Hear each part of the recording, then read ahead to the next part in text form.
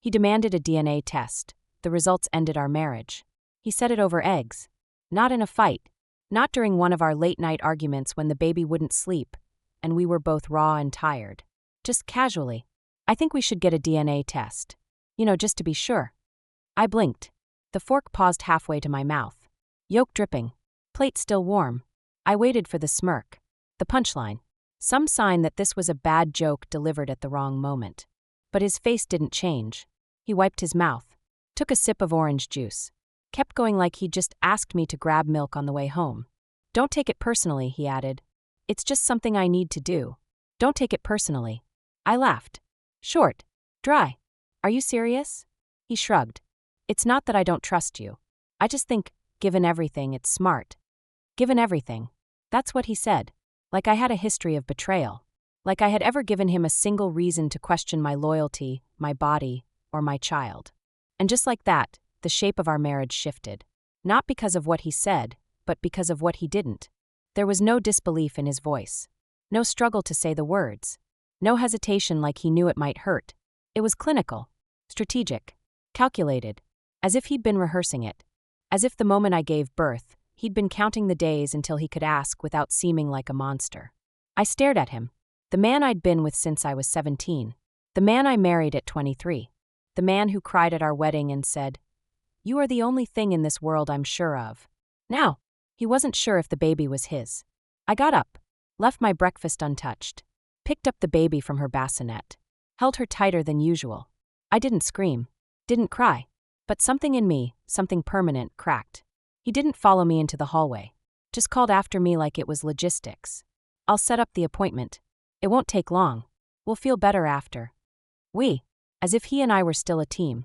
As if this wasn't the beginning of the end. I met Marcus when I was 16. He was 2 years older. Varsity everything. That kind of magnetic that didn't need to try. Girls whispered about him in the hallways. Boys followed him like he was already famous. And somehow he chose me. Not the loudest. Not the most popular. Just me. I fell fast. He made it easy. He was charming in that effortless way that made you believe he'd always know what to do, where to go, how to handle things. He didn't just walk into a room, he owned it. And when he said I was beautiful, smart, special, I believed it. Because who wouldn't believe the boy everyone wanted? We dated through the end of high school. Stayed together when he went to college. I followed him 2 years later, different schools, same town. We moved in together at 21. Married by 23. To everyone else, we looked like the dream couple. High school sweethearts. Built to last. But behind the highlight reel, there were cracks. Small ones. He never liked when I questioned him. Brushed off my concerns with jokes or silence. Made me feel like I was the dramatic one when things didn't sit right. If I pushed too hard, he'd say, "You're lucky I'm patient. Most men wouldn't put up with this." And I'd apologize. Even when I wasn't wrong. Because I thought that was love. Compromise. Humility. Learning how to not make things a big deal. I let him talk over me in public. Let his mom make digs about my cooking, my job, my weight. Let him decide when we were ready for kids. Which apparently was never. He always said we'd talk about it later. Later didn't come until after his dad died. That changed everything. Marcus spiraled quietly, not into addiction or danger, but into control. He started budgeting down to the penny. Criticizing how I folded laundry. Tracking what time I came home from work. I stayed. Because I loved him. Because grief changes people. Because I thought if I waited it out, the version of him I fell in love with would come back. And when I got pregnant, finally, I thought it had. He cried. Held me. Said, "Maybe this is what we needed." I remember thinking, we're going to be okay. But I was wrong. Because Marcus never stopped needing control. He just shifted his target. And now that the baby was here, perfect, healthy, ours, he needed control over the one thing he couldn't fake. Paternity. I found out I was pregnant on a Tuesday. It wasn't a big movie-style reveal. No balloons. No dramatic music. Just 2 pink lines, a trembling hand, and the kind of silence that feels sacred. I cried. Not because I was scared. Because I was ready. After years of Marcus delaying the conversation, making jokes, changing the subject, I finally had what I wanted. What we said we'd wanted. Eventually. I told him that night.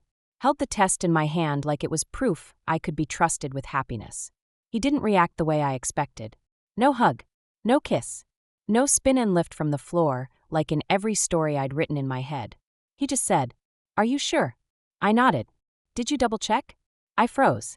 Not because I didn't expect nerves, but because of the way he said it. Like it was an accusation wearing a calm face. I brushed it off. He was in shock. Processing. That's what I told myself. But the next few months didn't get better.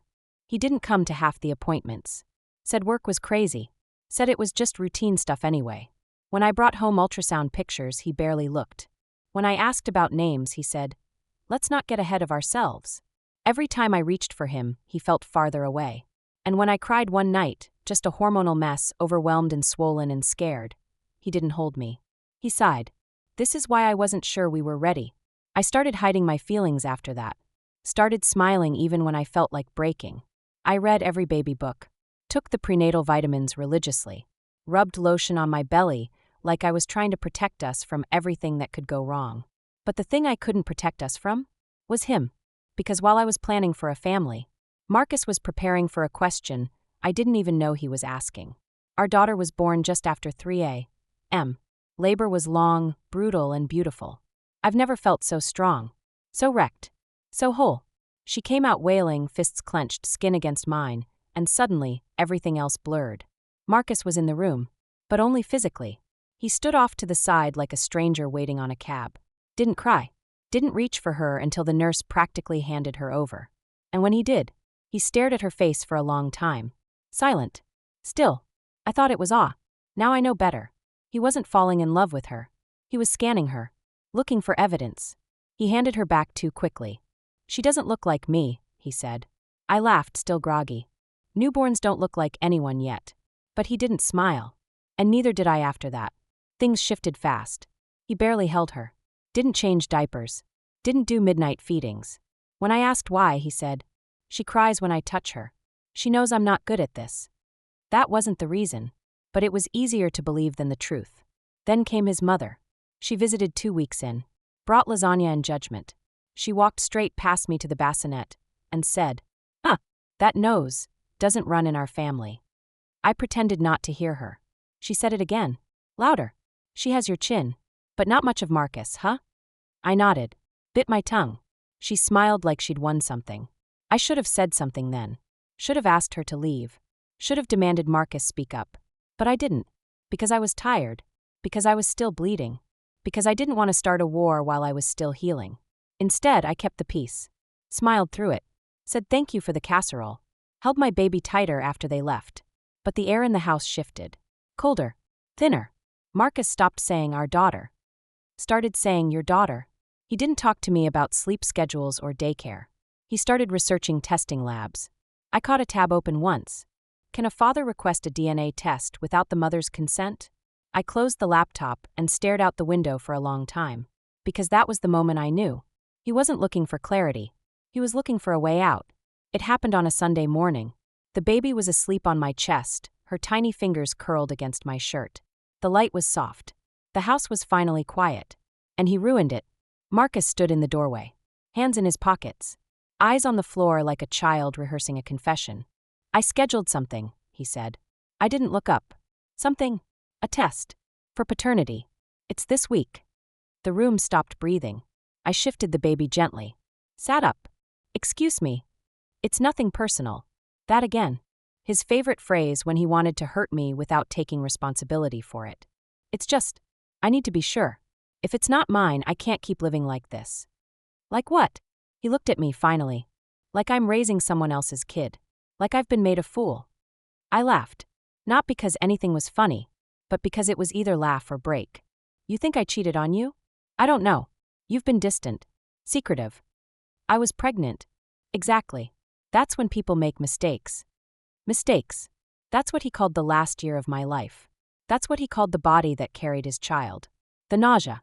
The stretch marks. The contractions. The 38 hours of labor. A mistake. I stood up, still holding our daughter. "And if the test proves what I already know," he shrugged, "then we move forward. And if it doesn't," he didn't answer. But I didn't need one. Because the silence was louder than anything he could have said. It wasn't just suspicion. It was punishment. He wanted me to beg.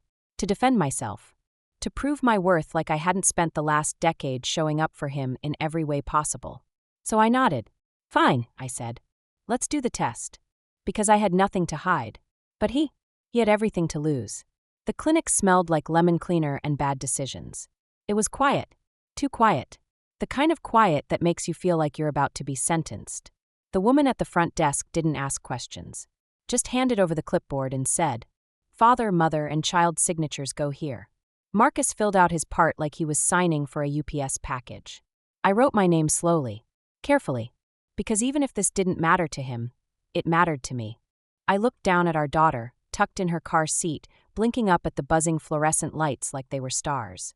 She didn't know that her father was questioning the very thing that should have been unquestionable. Didn't know her mother was standing in a cold room, trying not to cry, not from guilt, but from humiliation. We were called back. The nurse explained the process like she'd done it 1,000 times, because she had. Buccal swab for each of us. No blood, no drama, just cotton and silence. I held the baby while Marcus leaned down for his turn. She flinched, not because she was scared, but because he didn't touch her like someone who loved her. He touched her like someone collecting evidence. When it was my turn, I held her against my chest and tilted my head. The nurse smiled softly. "You'd be surprised how many mothers come in here shaking. You're calm." I nodded. I already know the truth. She didn't respond, but she looked at Marcus in a way that made me wonder how many other men like him she'd seen. The test was over in minutes. We walked back to the car in silence. He didn't say thank you. Didn't ask how I felt. Didn't offer to carry the baby's seat. He just unlocked the doors and got in. I sat in the passenger seat, staring straight ahead. The damage wasn't from the test. It was from everything that came before it. The doubts. The whispers. The way he let his mother shape his beliefs instead of his own wife. The way he looked at his child like she was a question mark. I used to think marriage was about weathering storms. But what do you do when the storm is sleeping next to you? 3 days later, my phone rang. Blocked number. I almost didn't answer. Thought it might be a scam call. But something told me to pick up. "Hi, is this Mrs. Holloway?" I confirmed. "This is Dr. Kim from the testing center. I wanted to call personally regarding your DNA panel."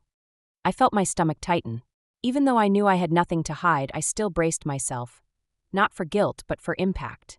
The results confirm a biological match between the father and child. No anomalies on the primary analysis. I closed my eyes. Relief. Not because I ever doubted, but because it was finally officially over. "However," she continued, "there's something else I wanted to flag." I sat down. "Something else." "During processing, our lab flagged an abnormality in your husband's sample. Specifically, a rare chromosomal marker linked to a hereditary blood disorder. It doesn't affect the child, she didn't inherit it, but it may affect your husband's long-term health." I was silent. Normally, we wouldn't disclose this in a paternity-only panel, but given the family context and the potential impact, we felt it was medically necessary to share. My breath caught, not because he was sick, but because I suddenly remembered something. 2 years ago, I'd asked Marcus if he had any family history of medical conditions. We were updating our life insurance policy. He said no, flatly, quickly. I pressed him at the time. He got defensive, said I was paranoid. But now it turns out he'd known. Or at the very least, he'd been warned before. I thanked the doctor, hung up, and sat there holding my phone like it had turned to stone. Marcus hadn't just accused me of infidelity. He'd withheld information that could have changed how we planned our family, how I'd managed my pregnancy, how I monitored our daughter's health. He hid something serious, while demanding I prove I had nothing to hide. I pulled up the test results, forwarded the official document to his inbox. No subject, no message, just the data, the truth, and a quiet PS. "Next time, ask yourself if you're ready for all the answers." Marcus got home before me that day. I could tell because the lights were on and the house smelled like burned toast, his nervous habit. He was sitting on the edge of the couch, email open on his laptop, phone in his hand, but he wasn't scrolling. Just staring, like the numbers on the screen had punched him in the mouth. I closed the door gently. Didn't say a word. Just walked into the kitchen, poured a glass of water, and waited. He came in 5 minutes later. "You forwarded the results." I sipped. "Figured you deserved to see the truth for yourself." "She's mine." Not a question. Not a celebration. Just stunned recognition. I nodded. "She always was." He exhaled like it had cost him something. Then he added, "But what's this other thing?" I met his eyes. "You tell me." He looked away. I didn't know. I tilted my head. Didn't you? Silence. Doctor. Kim said the marker was present in your blood work.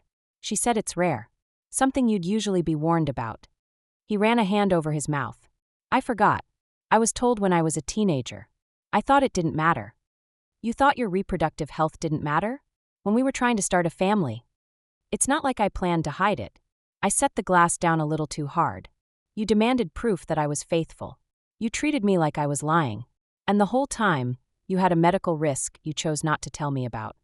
He opened his mouth. Closed it. You looked at me after labor after all of it and told me you needed a test. And you were sitting on a lie bigger than anything you ever accused me of. Do you understand what that means? Do you understand what it feels like? He whispered. I was scared. I laughed. Of what? The truth? Or the fact that you never really trusted me? Not then, not now? He didn't answer.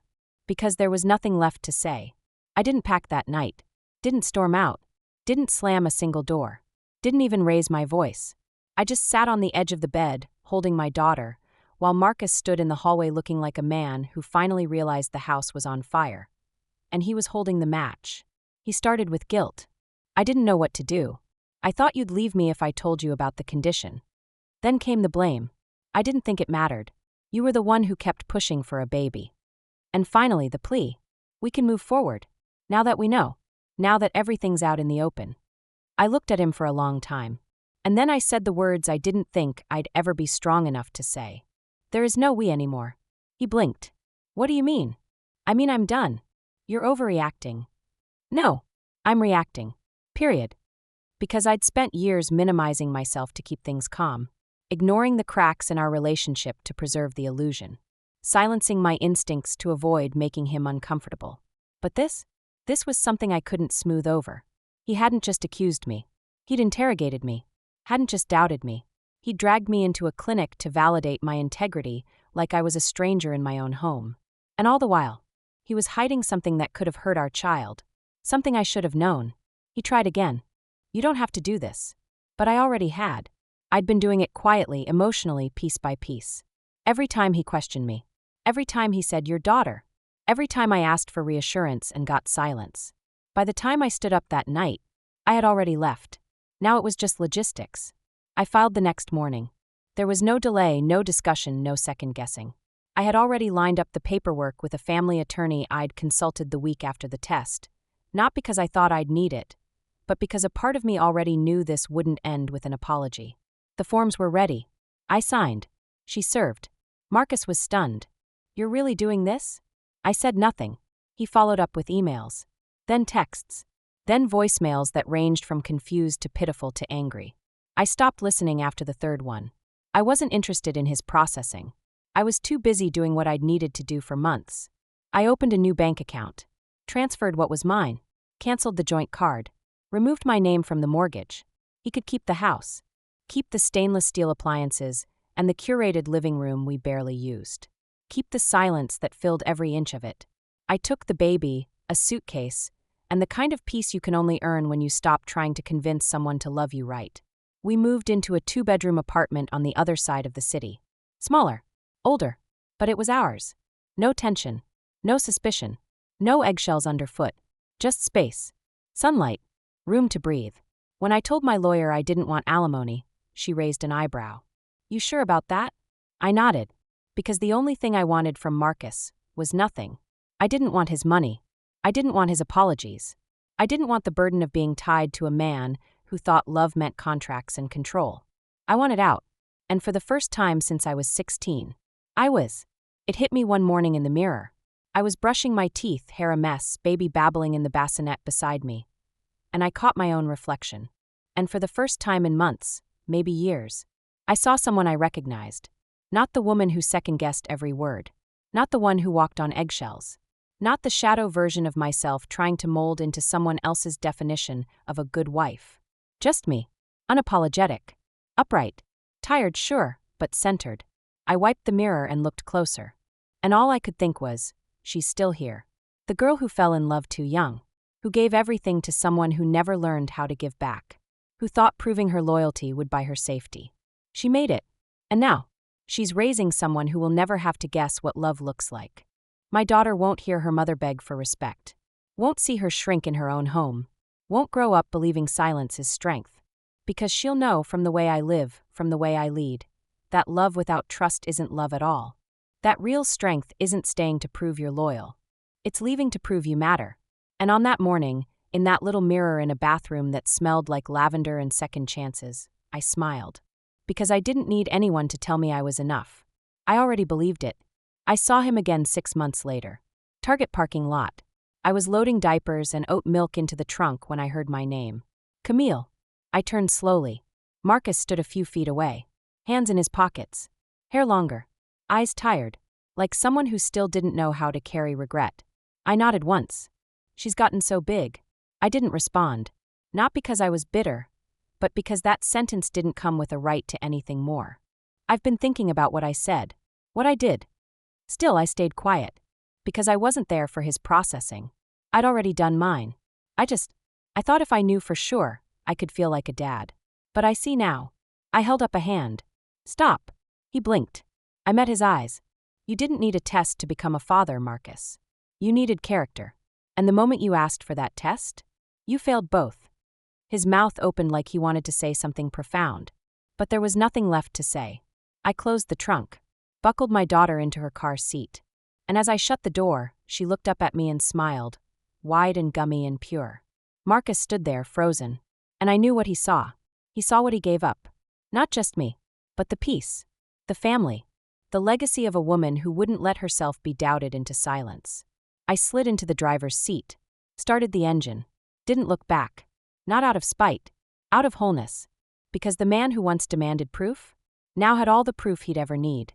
And none of it would ever belong to him again. Thanks so much for watching. If you love a good revenge story, or if you've ever dreamed of getting the last word without saying much at all, you're in the right place. Be sure to like this video, subscribe to the channel, and turn on notifications so you never miss a new savage ending. Because around here, karma always hits different.